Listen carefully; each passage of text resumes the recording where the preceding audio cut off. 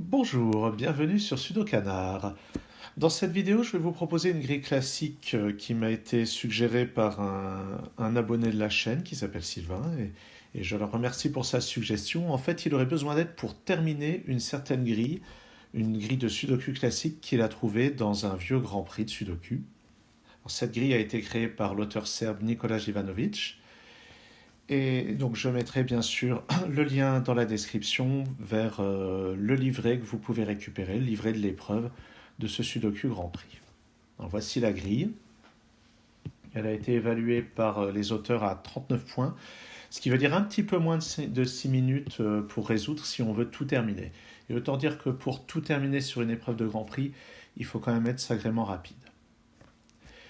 Alors, c'est une grille de Sudoku classique, donc il n'y a pas besoin d'expliquer de règles particulières pour la variante. Alors, qu'est-ce que j'observe? Moi, je remarque déjà ce 9 ici qui me condamne ces cases-là pour mettre un 9 ici. Oui, je vais préciser, donc c'était la grille de Sudoku classique la plus chère parmi les grilles classiques de cette épreuve du Grand Prix. Donc, vraisemblablement, elle peut présenter décemment quelques difficultés. Alors le 3, il y a un 3 parmi ces deux cases. Ensuite, ce 5 et ce 5 me donnent un 5 parmi ces deux cases. Notons qu'en bas, il me manque 2, 7 et 8. Donc, je vais le noter. Ici, c'est forcément 2 ou 8. Ici, 7 ou 8. Ici, 2, 7 ou 8. Le 7 et le 7, ça me place un 7 ici, donc un 5 là.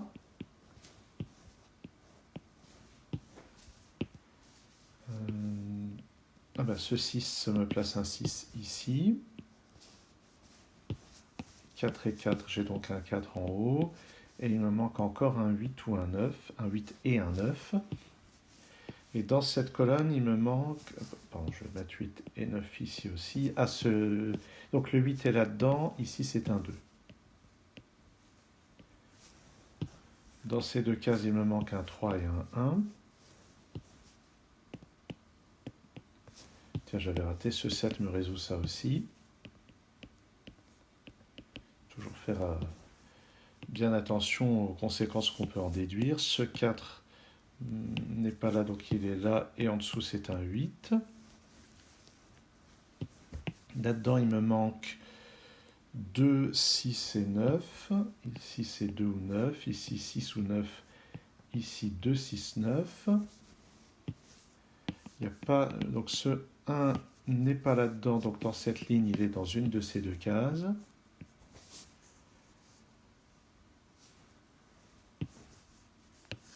Et 6. Alors 6, 6 et 6, il y a un 6 parmi ces deux cases. Oui. Là-haut, il me manque 1, 2, 8 et 9. Ici, c'est un 2 ou un 9.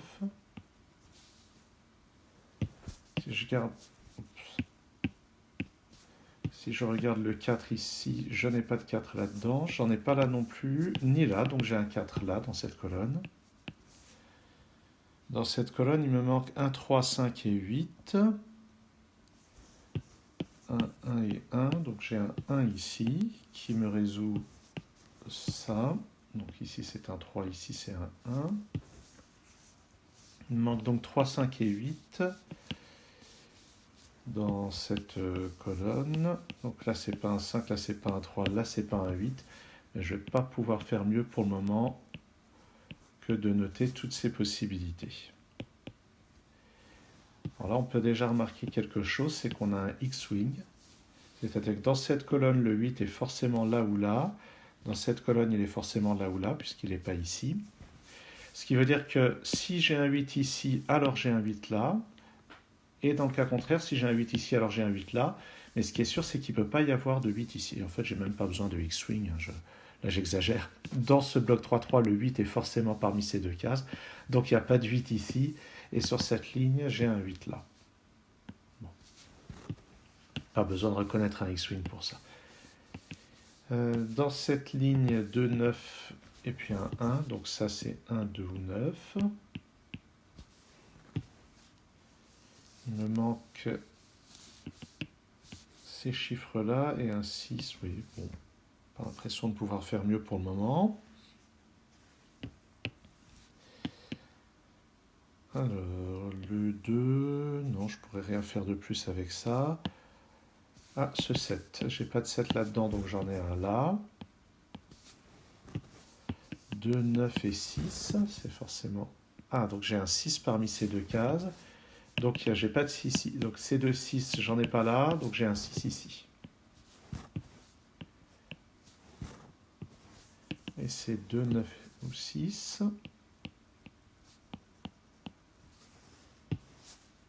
Oui.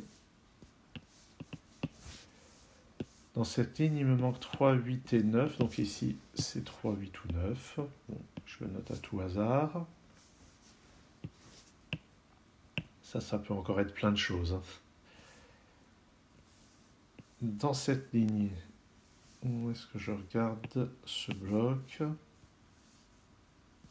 Je vais regarder cette ligne. Il me manque 2, 3, 7 et 9.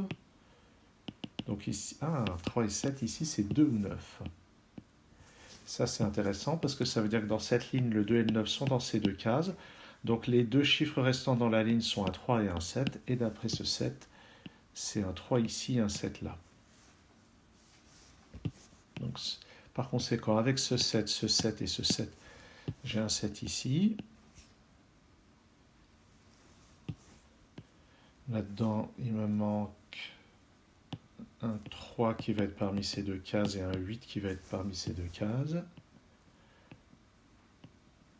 Il me manque aussi un 5 et un 9, mais pour le moment, j'ai pas du tout de restriction là-dessus. Ce 1 et ce 1 me placent un 1 dans cette case.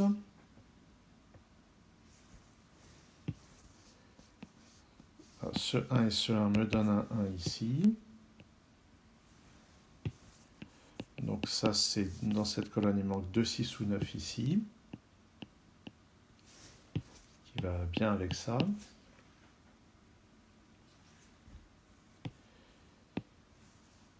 Là-dedans, il me manque 2, 6, 9 et 5, mais je n'ai pas de restriction sur le 5 pour le moment.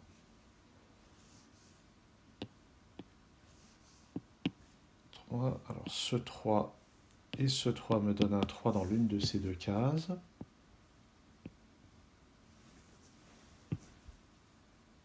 Ce 1, donc je n'ai pas de 1 là-dedans, j'ai un 1 parmi ces deux cases. Et si je regarde bien, ce 8 aussi, je ne sais pas pourquoi j'ai noté un 2. Mais bon, de toute façon. Donc le 1 et le 8, en fait, ne peuvent pas être là-dedans. Donc dans cette ligne, ils sont forcément parmi ces deux cases.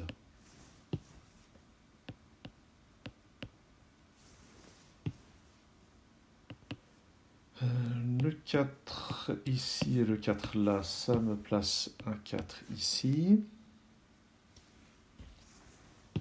Ce 7 et ce 7, j'ai un 7 dans cette case. Et ce 2 me place un 2 dans cette case. Ça me permet donc d'exclure le 2 là-dedans. Le 2 ne peut plus être qu'ici. Et par conséquent, le 1 n'est pas là-dedans. Et d'après cette marque, le 1 est à droite. Donc j'ai un 2 à gauche, un 1 à droite. Et à l'autre bout de la ligne, j'ai un 9. Donc j'écarte la possibilité du 9 dans ces deux autres cases. Et au passage, ça me donne que le 9 est parmi ces deux cases, donc je n'aurai pas de 9 ici. Bon, ici, on le savait, mais là, c'est déjà plus intéressant. Bon, ça va vouloir dire qu'il y a un... Ah oui, en fait, ce 9 et ce 9 me donnent un 9 là. Et ici, c'est 3 ou 5, puisque ce sont les seuls chiffres qui manquent dans cette ligne. Dans cette ligne, il me manque juste le 2 et le 4. D'après ce 4, ça va être comme ceci. Là-dedans, il me manque 3, 5 et 6. Ici, je n'ai pas de 6. Donc ici, c'est 3 ou 5. Et puis, 5 ou 6 ici, 3, 5, 6. Bon, il serait temps que je retourne là-haut parce qu'il y a des déductions que je n'ai pas faites. Par exemple, ce 1 me résout ceci. C'est un 8 ici, un 1 là. Je n'ai pas de 8 ici, donc d'après mes marques, c'est ici que j'ai un 8. Et je n'en ai pas là-haut, comme ceci. Ici, alors en fait, dans ce bloc 3-3, il me manque encore 3, 5 et 9. En fait, ce sont les 3 chiffres qui me manquent dans cette colonne, 3, 5 et 9. Ici, je n'ai pas de 3. Donc, dans cette colonne, je n'ai pas de 3 ici. Je n'en ai pas ici non plus, donc ici, c'est un 3. Il me reste donc 5 ou 9 ici, 5 ou 9 là, 5 ou 9 ici. Dans cette ligne, il manque 5, 6 et 9. Donc ici, c'est 5, 6, 9. Dans cette colonne, il me manque 2, 5 et 6. Donc ici, c'est 2, 5 ou 6. Et ça doit être à peu près là qu'en était rendu Sylvain dans sa résolution. Maintenant, il va s'agir de sortir un petit peu de la grosse artillerie. Alors, qu'est-ce qu'on va utiliser comme grosse artillerie? Là, je vais chercher si on va pouvoir simplifier des choses sur cela. Alors déjà, je remarque les 2 et les 9 là-dedans.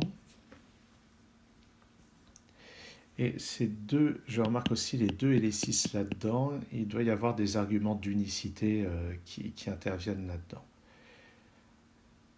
Alors, en fait, donc cette histoire d'argument d'unicité, c'est que si, prenons le 2 et le 6 ici, non, celui-ci d'abord. Si je suppose que je n'ai pas le 6 dans l'une de ces deux cases, à ce moment-là, il me reste 2 ou 9 ici, 2 ou 9 ici, 2 ou 9 ici, 2 ou 9 ici.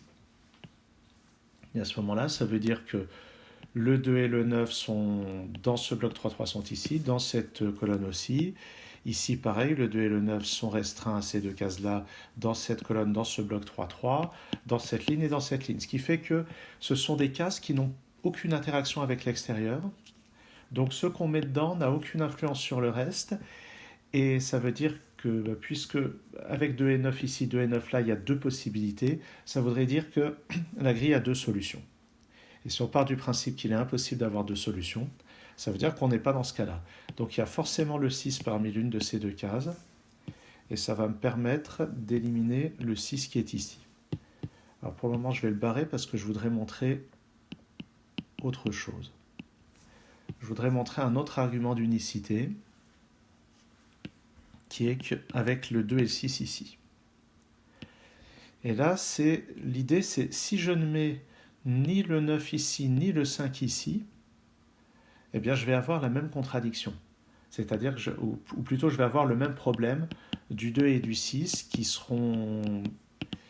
qui contrediront l'unicité de la solution du problème.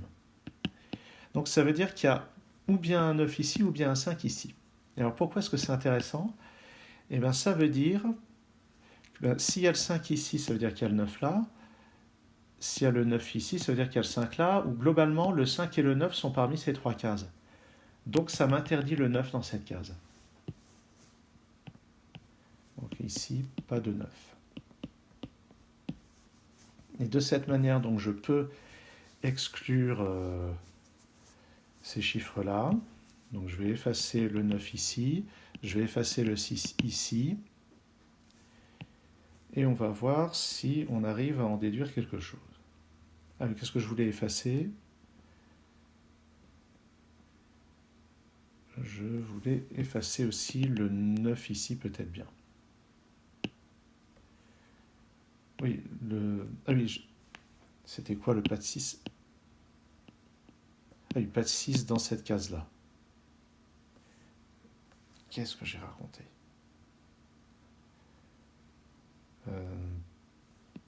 Il y avait... Ah oui.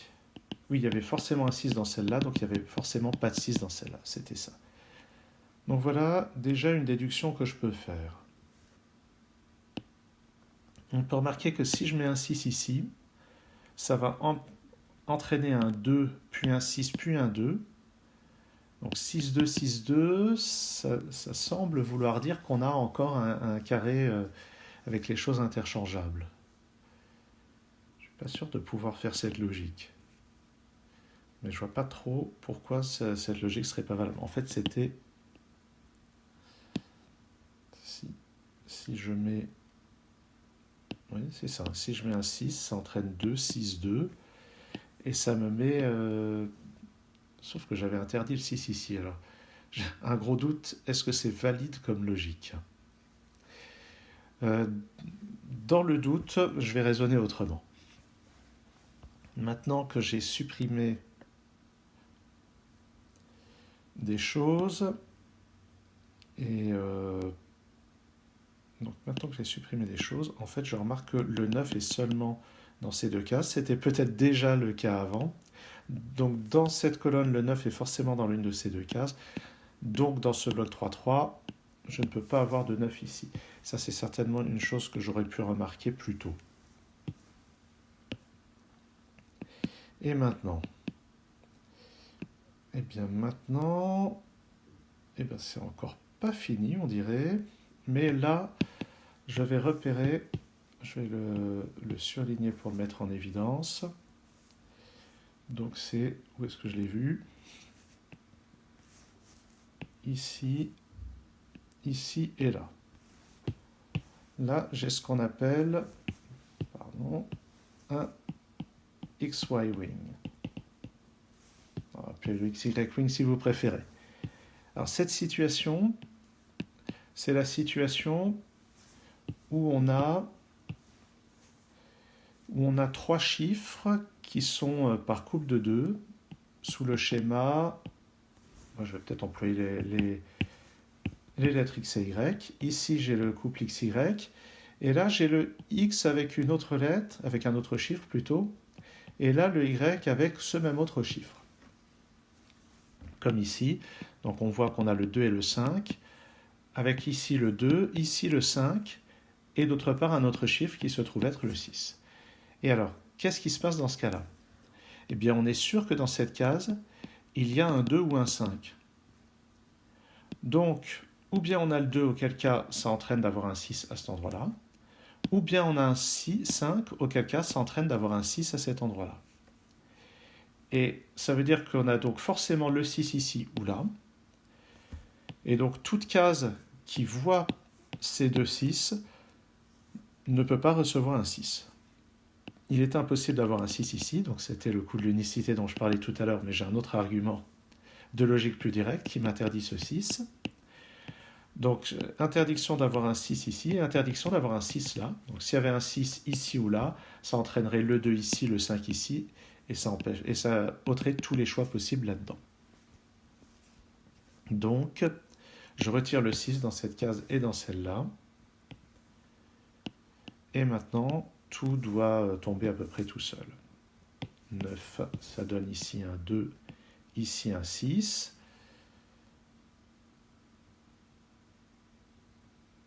Et oui, c'est ça. Ce 2 et ce 9 donnent... Donc ici c'est un 6, ici c'est un 2, ici c'est un 5, ici c'est un 6. Ici c'est un 5, ici un 9, un 5, un 8, un 3, un 9, un 8, un 9. Ce 5 va me permettre de mettre un 3 ici, puis un 5 ici, un 3 ici. Et puis ici c'est un 5 et ici un 6. Et on peut voir que ça marche. Ok, donc... Ah, pardon, j'ai oublié ces deux dernières cases. Voilà.